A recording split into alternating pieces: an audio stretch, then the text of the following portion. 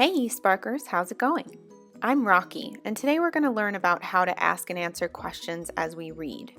There are 6 big questions I like to ask myself before, during, and after reading.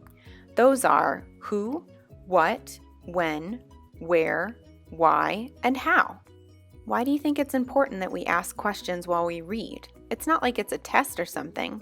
Well, no, you're not being tested, but asking and answering questions while we read helps us to better understand the text. Let me show you what I mean. We're going to read this article from Time for Kids. The title says a cheetah hero. I'm already wondering who's a hero and what did he or she do to become one? Maybe it's that kid. Let's keep reading.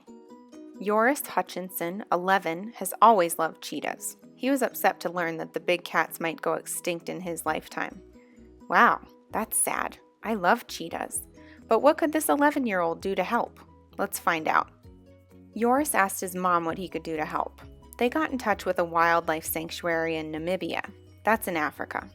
Joris began raising money. He sold t-shirts, flowers, and lemonade. He held garage sales and skating parties. I'm just a normal kid who decided to do something about a problem, Joris told TFK kid reporter Christopher Guen. This paragraph answered my question. Joris is helping by raising money for the cheetahs. That's pretty awesome. I'm still wondering, how is this going to help the cheetahs? Maybe they'll answer that in the next paragraph. So far, he's raised more than $14,000. The money is used to buy special collars. The collars track the cheetahs. This helps protect them from being killed. Joris has also visited the sanctuary in Namibia. He spent 3 summers volunteering there.